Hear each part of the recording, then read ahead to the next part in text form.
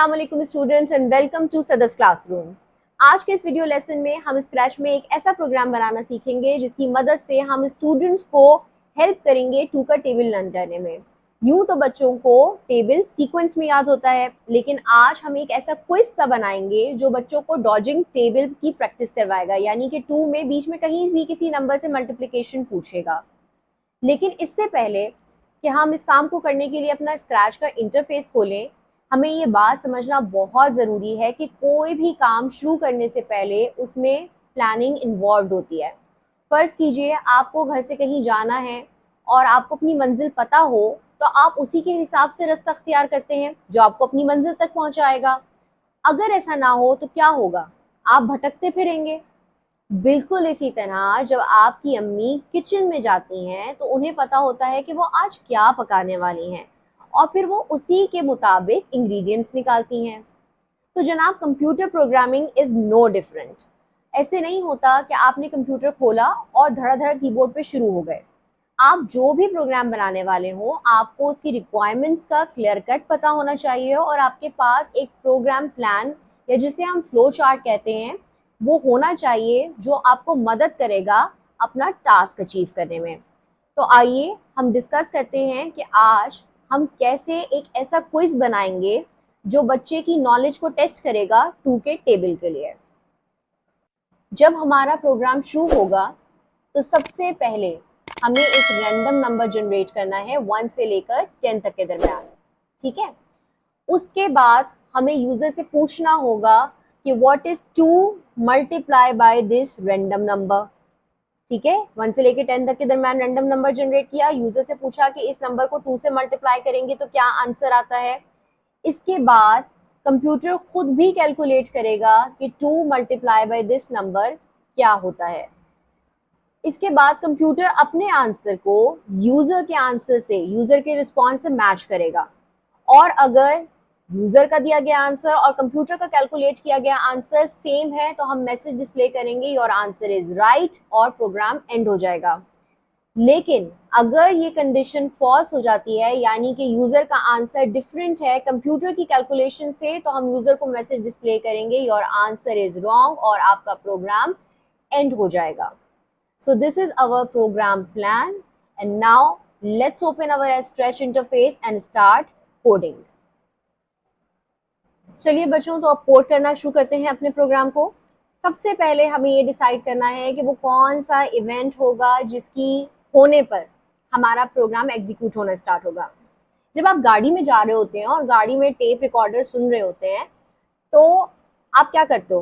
Play button दबाते हो तो गाना बजना स्टार्ट हो जाता है। एवं ही तो अपने आप नहीं बजना शुरू हो जाते ना गाने, और उसके बाद क्या करते हैं, गाने बजते रहते हैं अनटिल और अनलेस आप क्या दबाएं, स्टॉप का बटन प्रेस करें। तो इसी तरह से कंप्यूटर पे प्रोग्राम ऐसे ही एग्जीक्यूट होना स्टार्ट नहीं हो जाएगा, उसके लिए किसी इवेंट का होना जरूरी है। तो आ जाइए सबसे पहले इवेंट्स के सेक्शन में आते हैं। अब यहाँ हमें डिसाइड करना है कि वो कौन सा इवेंट है जिसके अकर होने पर हमारी इंस्ट्रक्शंस एग्जीक्यूट हो। क्या मैं इस ग्रीन बटन पे प्रेस करूं तो मेरा प्रोग्राम स्टार्ट हो, या फिर मैं कंप्यूटर पे कोई की प्रेस करूं कीबोर्ड पे तो मेरा प्रोग्राम स्टार्ट हो। इस प्रोग्राम को स्टार्ट करने के लिए फिलहाल मैं ये ऑप्शन चूज कर रही हूँ कि जब हम इस स्प्राइट पे आके, ये जो आपको कैट का कैरेक्टर दिख रहा है इसे हम स्प्राइट कहते हैं स्क्रैच में, जब इस पे क्लिक करें तो हमारा प्रोग्राम एग्जीक्यूट होना स्टार्ट हो। नाउ द सेकेंड स्टेप, हमें एक रैंडम नंबर जनरेट करना है 1 से लेकर 10 के दरमियान। इसके लिए हम अपने ऑपरेटर्स के सेक्शन में आएंगे और यहाँ पर पिक रैंडम ऑपरेटर का इस्तेमाल करेंगे। पिक रेंडर ऑपरेटर के इसमें आपको ये जो 2 वैल्यूज दिख रही हैं जनाब, ये स्टार्टिंग और एंडिंग वैल्यूज हैं, यानी कि आप कंप्यूटर को कह रहे हैं कि 1 से लेकर 10 के दरमियान कोई भी वैल्यू अपनी रेंडमली सिलेक्ट कर ले। ये बिल्कुल इस तरह से है जैसे आप लूडो खेलते हैं तो डाइस फेंकते हैं, 1 से लेकर 6 तक के दरमियान कोई भी नंबर रेंडमली आ सकता है। पिक रैंडम का ऑपरेटर भी यही काम करता है, जो नंबर्स आपने इसे स्टार्टिंग और एंडिंग रेंज के लिए हैं उनको शामिल करके उनके बीच में कोई भी नंबर रैंडमली जनरेट कर लेता है। अब हमने एक रैंडम नंबर तो जनरेट कर दिया, सवाल ये है कि हम उसे अपने प्रोग्राम में कैसे यूज करें, कहाँ है वो नंबर, कैसे एक्सेस करें उस नंबर को। तो अब इसे आप इस तरह समझिए कि आपके पास एक अननोन नंबर से कॉल आती है, आप उस नंबर को रिसीव करते हो, आपको पता चलता है दूसरी तरफ आपका दोस्त है और फिर आप बात करके बंद कर देते हैं। कुछ दिनों बाद आपको ज़रूरत पड़ती है उस दोस्त को कॉल करने की, आप अपना फ़ोन उठाते हो, कॉल लिस्ट खोलते हो, तो आप तो देखते हो कि उसमें मल्टीपल अननोन नंबर से कॉल्स आई हुई हैं। अब आप परेशान हो जाते हैं कि आखिर वो कौन-सा नंबर था जो मेरे दोस्त का था? मुझे मेरे दोस्त ने किस नंबर से कॉल की थी? तो इस मसले का क्या हल होना चाहिए था? क्या आप उसी वक़्त उस नंबर को सेव कर लेते? तो बिल्कुल इसी तरह ये जो हम रैंडम नंबर जनरेट करवा रहे हैं, हमें इसे सेव करना होगा, तभी हम इसे इस्तेमाल कर सकते हैं। और इसे सेव करने के लिए क्या करना होगा? वेरिएबल क्रिएट करना होगा। वेरिएबल क्रिएट करने के लिए वेरिएबल के सेक्शन पे आएंगे। यहाँ पर आपको ऑप्शन दिख रहा है make a variable, so let's make a variable. तो चलिए जनाब, अब आप ये देख रहे हैं कि हमें एक कर्सर ब्लिंक कर रहा है और वेरिएबल का नाम चूज करना है। यूं तो हम वेरिएबल का नाम कुछ भी रख सकते हैं, ABC, XYZ, Sadaf, whatever you want, लेकिन यूजुअली हम वेरिएबल का नाम मीनिंगफुल रखते हैं जिससे हमें ये पता लगे कि इस वेरिएबल में किस तरह की वैल्यू स्टोर हो रही है। ठीक है, तो इससे हमारे लिए आसानी हो जाती है प्रोग्राम में उस वेरिएबल को यूज करने में। अगर आप खाली ABC रखोगे तो आपको पता नहीं चलेगा कि वो कौन सा वेरिएबल है जिसमें आपने आंसर स्टोर किया था, वो कौन सा वेरिएबल है जिसमें आपने रैंडम नंबर स्टोर किया था। तो क्योंकि हमने यहाँ पर इस वेरिएबल में एक रैंडम वैल्यू जनरेट करनी है, तो हम इसका नाम रखते हैं रैंडम। ओके किया, यहाँ पर ओके प्रेस किया, तो ये देखिए यहाँ पर आपको नजर आ रहा होगा, यहाँ भी आप देख सकते हैं कि एक वेरिएबल क्रिएट हो गया है रैंडम के नाम से, और यहाँ भी आप अगर अपने स्टेज पे देखेंगे तो आपको रैंडम का वेरिएबल नजर आ रहा है जिसकी इनिशियल वैल्यू 0 है। ठीक है, अब हमें क्या करना है? हमें यहाँ से इस वेरिएबल में आप देखिए हम क्या क्या कर सकते हैं, इसकी वैल्यू को सेट कर सकते हैं, चेंज कर सकते हैं, वेरिएबल की वैल्यू को शो कर सकते हैं या फिर हाइड कर सकते हैं। तो फिलहाल हमें इस वेरिएबल की वैल्यू को सेट करना है। ड्रॉप डाउन बॉक्स से चूज कीजिए कौन से वेरिएबल की वैल्यू को सेट करना चाहते हैं। रैंडम की वैल्यू को सेट करना चाहते हैं। इसमें आप क्या सेव करना चाहते हैं? क्या इसकी वैल्यू को 0 सेट करना चाहते हैं? नहीं, बल्कि हम ये चाहते हैं कि यहाँ पर रैंडम का ऑपरेटर एग्जीक्यूट हो और 1 से लेकर 10 तक के दरमियान कोई भी रैंडम नंबर जनरेट होके इस वेरिएबल में स्टोर हो जाए। आइए देखते हैं, स्प्राइट पे क्लिक करते हैं। फिलहाल देख लीजिए रैंडम की वैल्यू 0 है। जैसे ही मैंने स्प्राइट पे क्लिक किया, आप देखिए रैंडम की वैल्यू क्या हो गई? 2 हो गई। एक और दफा क्लिक करते हैं, रैंडम की वैल्यू 6 हो गई। एक और दफा क्लिक करते हैं, रैंडम की वैल्यू 10 हो गई। तो अब जो भी कंप्यूटर नंबर जनरेट करेगा वो इसमें आके स्टोर हो जाएगा। नेक्स्ट स्टेप, यूजर से इनपुट लेना है। यूजर से इनपुट लेना है that what is 2 times the random number that the computer has generated. हमें यूजर से ही सवाल करना है कि 2 को इस रैंडम नंबर से मल्टीप्लाई करेंगे तो क्या आंसर आएगा। सवाल करने के लिए जब आपको यूजर से इनपुट लेना होता है तो आप सेंसिंग के सेक्शन में आइए और आस्क का ब्लॉक यूज कीजिए। ठीक है, अब यहाँ पर जो ये टेक्स्ट आपको लिखा हुआ नजर आ रहा है, ये वो टेक्स्ट है जो यूजर को डिस्प्ले होगा कि आप उससे ये पूछ रहे हैं। हमें व्हाट्स योर नेम नहीं पूछना है, हमें ये पूछना है what is 2 multiplied by that random number that the computer has generated. अब ये रैंडम नंबर तो हर बार डिफरेंट होगा, ठीक है, तो उसको हम पहले से यहाँ टेक्स्ट बॉक्स में लिख के नहीं रख सकते। ये तो हमें ड्यूरिंग प्रोग्राम एग्जीक्यूशन ही पता चलेगा कि वो रैंडम नंबर है क्या। तो क्या करें यहाँ पे? इसके लिए दोबारा से ऑपरेटर्स के सेक्शन में आइए और ज्वाइन का ऑपरेटर यूज करेंगे। ज्वाइन का ऑपरेटर बहुत सिंपल, आपको ये जो 2 टेक्स्ट बॉक्सेस दिख रहे हैं, ये इन 2 टेक्स्ट बॉक्सेस में लिखी गए टेक्स्ट को ज्वाइन करके डिस्प्ले करता है। ठीक है, तो यहाँ पे हम ये लिखते हैं व्हाट इज 2 इंटू स्पेस, और यहाँ पे क्या हमें करना है? वो रैंडम नंबर शो करना है जो कंप्यूटर ने जनरेट किया है। वेरिएबल्स में आइए और यहाँ पर लिख दीजिए रैंडम। ठीक है, आइए अब तक हमारा जितना प्रोग्राम हमने बना लिया इसको एग्जीक्यूट करके देखते हैं कि होगा क्या। अभी फिलहाल ये रैंडम की पुरानी वैल्यू आपको नजर आ रही है 10। Let's click on the sprite, see the new value has been generated. Now the value of random is 6 and you can see the dialog box with a cursor blinking indicating, user को indicate कर रहा है कि अब आप यहाँ पे input दीजिए। और मैसेज क्या दे रहा है? What is 2 into 6? ये 2 6 मैंने तो नहीं लिखा था।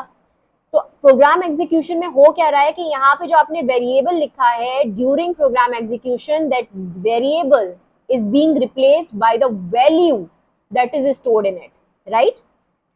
अब यहाँ पे यूजर अपना आंसर देगा। ठीक है, 2 times 6 is 12 आंसर देगा। वो आंसर कहाँ जाएगा? ये आंसर भी तो कहीं सेव होना चाहिए ना। ये आंसर को मैं किस तरह यूज करूं? तो अगर आप सेंसिंग के सेक्शन में दोबारा आए तो आप ये देखेंगे कि जो आस्क का ब्लॉक है इसके बिल्कुल नीचे आपको ये एक वेरिएबल दिखाई दे रहा है आंसर के नाम से। ये बाय डिफॉल्ट बना हुआ है। जब भी आप आस्क के ब्लॉक को यूज करते हुए यूजर से इनपुट लेंगे तो यूजर का रिस्पॉन्स आंसर के वेरिएबल में आकर स्टोर होगा। चलिए यूजर ने आंसर भी दे दिया, लेकिन कंप्यूटर तो एक डम मशीन है। कंप्यूटर को कैसे पता चलेगा कि यूजर ने 2 टाइम्स 6 या जो भी 2 टाइम्स रैंडम नंबर जो आंसर दिया है वो सही है या गलत। अब आप ये सोचिए कि मैं एक टीचर हूं, मैंने बच्चों को सॉल्व करने के लिए क्वेश्चन दिया, सही, बच्चों ने मुझे आंसर दिया। अब बट ये चेक करने के लिए कि ये आंसर सही है या गलत, मैं खुद भी तो कैलकुलेट करूंगी ना। बिल्कुल इसी तरह कंप्यूटर को खुद भी कैलकुलेशन करनी पड़ेगी, और उस कैलकुलेशन को स्टोर करने के लिए हमें क्या चाहिए होगा, एक और वेरिएबल। तो आइए एक वेरिएबल बनाते हैं सॉल्यूशन के नाम से। ठीक है जी, अब आप ये देख लीजिए सॉल्यूशन के नाम से एक वेरिएबल बन गया, और इस वेरिएबल में फिलहाल प्रोग्राम को स्टॉप कर देते हैं। ठीक है, set variable solution, drop down box से हमने सॉल्यूशन चेक किया, हमने क्या स्टोर करना है, 2 टाइम्स दैट रैंडम नंबर। ठीक है, 2 multiplied by that random number. Multiplication perform करनी है, कौन से सेक्शन में आना पड़ेगा, ऑपरेटर के सेक्शन में आना पड़ेगा। ठीक है, मल्टीप्लाई का ऑपरेशन परफॉर्म करना है। एक नंबर तो हमें पता है विच इज 2, राइट। दूसरा नंबर कौन सा होगा, ये वो नंबर है जो कंप्यूटर ने रेंडमली जनरेट किया है। तो यहां पर हम कह रहे हैं कि 2 मल्टीप्लाइड बाय दिस नंबर करो और उसकी वैल्यू सॉल्यूशन में सेव कर दो। सही, नेक्स्ट स्टेप हमें ये देखना है कि ये जो वैल्यू सॉल्यूशन जो कंप्यूटर ने किया और जो आंसर यूजर ने दिया, क्या वो मैच करते हैं। अगर तो मैच करते हैं तो हम मैसेज डिस्प्ले करेंगे राइट आंसर, और अगर वो मिसमैच हैं तो हम क्या डिस्प्ले करेंगे, answer wrong answer. So let's, इसके लिए हमें क्या यूज करना होगा, चेक करने के लिए हमें क्या यूज करना होता है, इफ एल्स की कंडीशन लगानी पड़ेगी। वो हमें कहाँ मिलेगी, कंट्रोल के सेक्शन में मिलेगी। तो यहाँ पर हम, अब आप देखिए हमारे पास 2 स्टेटमेंट्स हैं, इफ की स्टेटमेंट है और एल्स की स्टेटमेंट है। क्योंकि यहाँ पर हमें राइट होने की सूरत में राइट रिस्पॉन्स देना है और रॉन्ग होने की सूरत में रॉन्ग का मैसेज डिस्प्ले करना है, इसलिए हम ये वाला कंट्रोल यूज करेंगे। अब आप यहाँ पे देखो तो यहाँ पे आपको एक डायगोनल बॉक्स नजर आ रहा है, डायमंड बॉक्स नजर आ रहा है। ठीक है, क्योंकि हमें यहाँ पर अब अपने आंसर को, याद रखिए यूजर का रिस्पॉन्स कहाँ सेव है, आंसर के वेरिएबल में, और हमारा सोल्यूशन कहाँ सेव है, सोल्यूशन के वेरिएबल में। इन दोनों को कंपेयर करना है कि आइदर दे आर इक्वल और नॉट। इसके लिए दोबारा से ऑपरेटर के सेक्शन में आ जाइए, और यहाँ पर आपको दिख रहा है ये डायगोनल बॉक्स। अभी आप देखो कि यहाँ पे अगर आप इस तरह का कोई ऑपरेटर लगाना चाहोगे, इस तरह का कोई ऑपरेटर इसके अंदर डालना चाहोगे तो ये नहीं डलेगा, क्योंकि यहाँ पे सिर्फ इसी शेप का बॉक्स जाएगा जिस शेप का यहाँ पे बना हुआ है। तो यहाँ से आप चेक कर सकते हैं कि कोई वैल्यू ग्रेटर देन है, लेस देन है या इक्वल्स टू है कि नहीं। तो हम कहते हैं चेक करो if answer that the user has given is equal to the solution that the computer has calculated. ठीक है, अगर तो यूजर का आंसर और कंप्यूटर का कैलकुलेट किया सॉल्यूशन मैच करते हैं तो लुक्स पे आ जाइए, मैसेज डिस्प्ले करो से राइट आंसर। ठीक है, और यहाँ पे मैं इसका टाइम ड्यूरेशन थोड़ी बढ़ा देती हूँ ताकि आपको नजर आए। सही, एल्स यानी कि अगर ये कंडीशन फॉल्स हो जाती है, यूजर ने जो आंसर दिया है वो कंप्यूटर के सॉल्यूशन से मैच नहीं करता, तो then what do we need to display, क्या मैसेज डिस्प्ले करो रॉन्ग आंसर। अगेन थोड़ा सा टाइम ड्यूरेशन बढ़ा देते हैं ताकि आपको दिखे। चलिए आइए अपने प्रोग्राम को एग्जीक्यूट करते हैं। यहाँ पे फिल वक्त आपको जो रैंडम और सॉल्यूशन की वैल्यूज नजर आ रही हैं ये पुरानी वैल्यूज हैं। ठीक है, let's click on the Sprite. Computer ने एक रैंडम नंबर जनरेट किया 2, आपको रैंडम की वैल्यू में दिख रहा है। अब वो मुझसे पूछ रहा है व्हाट इज 2 इंटू 2 और नीचे मेरे रिस्पॉन्स का वेट कर रहा है। मैं उससे कहती हूँ 2 इंटू 2 इज 4। ठीक है, 4 लिखा। अब या तो आप ये टिक मार्क पे प्रेस कर दीजिए या एंटर की प्रेस कर दीजिए कीबोर्ड पे। ठीक है, अब आप ऊपर देख लीजिए सोल्यूशन की वैल्यू 0 से चेंज होके क्या हो गई, कंप्यूटर ने खुद कैलकुलेट किया 2 into 2 is 4, और क्योंकि मेरा और उसका आंसर मैच कर रहा था इसलिए उसने क्या कह दिया, right answer. Let's click on the Sprite again. ठीक है, now this time computer is asking me, solution में इस वक्त पुराना आंसर ही स्टोर है। ठीक है, रैंडम नंबर क्या जनरेट हुआ है, 5। Now the computer is asking me what is 2 into 5। This time I will give a wrong response. ठीक है, मैं कहती हूँ 2 into 5 is 6। एंटर करते हैं, कंप्यूटर ने कैलकुलेट किया सोल्यूशन 10, 2 into 5 is 10, जबकि मैंने क्या आंसर दिया था, 6। तो क्योंकि मेरा और उसका आंसर मिसमैच है इसलिए मैसेज डिस्प्ले हुआ wrong answer. Let's click it one more time. ठीक है, अगेन रैंडम नंबर जनरेट हो गया 2, दोबारा से क्लिक कर देते हैं, कोई दूसरा नंबर जनरेट हो जाए। यहाँ पे प्रोग्राम को स्टॉप करते हैं। ठीक है जी, 2 into 9 पूछ रहा है। This time I will provide answer 15। ठीक है, सोल्यूशन में आपको फिल वक्त प्रीवियस ही सोल्यूशन दिख रहा है। जब मैं यहाँ से आगे बढ़ूंगी, क्योंकि मैं अभी वो मेरे रिस्पॉन्स का वेट कर रहा है, अभी वो सोल्यूशन को कंप्यूट करने वाली इंस्ट्रक्शन पर नहीं आया। जैसे ही मैंने रिस्पॉन्स दिया उसने कैलकुलेट किया 2 into 9 is 18, my answer was 15, so it displayed the message wrong answer. ठीक है, अब फर्ज कीजिए हम ये चाहते हैं कि ये बार बार जो मुझे क्लिक करना पड़ रहा है, भाई ये तो बहुत टायरिंग काम है, एटलीस्ट जब भी यूजर क्लिक करे तो एटलीस्ट उसको 3 अटेम्प्ट्स तो मिलने चाहिए ट्राई करने के। तो वो कौन सी इंस्ट्रक्शंस हैं जो हमें मल्टीपल टाइम्स एग्जीक्यूट करनी है, वो ये सेट ऑफ इंस्ट्रक्शंस हैं जो हमें बार बार एग्जीक्यूट करनी है। तो इस बार जब भी कभी आपको कुछ set of instructions multiple times execute करना होता है तो आप किसका इस्तेमाल करते हैं, आप लूप का इस्तेमाल करते हैं। लूप आपको कहां से मिलेगा, कंट्रोल के सेक्शन में मिलेगा। ठीक है, मैं ये चाहती हूँ कि जब भी यूजर इस स्प्राइट पे क्लिक करे तो उसको एटलीस्ट 3 टाइम्स तो ये काम होना चाहिए कि एक रैंडम नंबर जनरेट हो, यूजर से पूछें कि 2 टाइम्स दिस रैंडम नंबर क्या होता है, यूजर रिस्पॉन्स दे और हम बताएं राइट आंसर या रॉन्ग आंसर। एटलीस्ट उसको 3 अटेम्प्ट्स तो मिलने चाहिए। तो मैं ये पूरी सेट ऑफ इंस्ट्रक्शन उठा के इस लूप की बॉडी में रख दूंगी। ठीक है, एटलीस्ट 3 टाइम्स तो ये काम होगा। अब आप देखिए कि हमने क्लिक किया, एक रैंडम नंबर जनरेट हुआ 5। वो मुझसे पूछ रहा है, अभी सॉल्यूशन में प्रीवियस ही आंसर है, अभी उसने 2 into 5 खुद कंप्यूट नहीं किया है। हम यहाँ पे बड़े आगे, मैंने कहा 2 into 5 इज लेट्स से 7। मैंने आंसर दिया, उसने कंप्यूट किया आंसर 10, रॉन्ग आंसर। अब देखिए मुझे दोबारा से क्लिक करने की जरूरत नहीं पड़ी क्योंकि मैंने इस वक्त लूप लगाया हुआ है, तो एटलीस्ट वो मुझे 3 अटेम्प्ट्स तो देगा। अब वो मुझसे पूछ रहा है व्हाट इज 2 into 1, मैं आंसर देती हूँ 2 into 1 is 2। एंटर किया, since my answer match the answer that the computer has calculated, वो राइट आंसर हो गया और अब ये थर्ड अटेम्प्ट है। What is 2 into 4, let's say 8, right answer. और क्योंकि अब ये मेरा तीसरा अटेम्प्ट हो गया तो अब देखिए इसके बाद दोबारा उसने मुझसे कुछ नहीं पूछा। ठीक है, तो ये तो था हमारा आज का प्रोग्राम। अगर आपको समझ में आया हो तो प्लीज सदर्स क्लासरूम को सब्सक्राइब करना ना भूलें। शुक्रिया।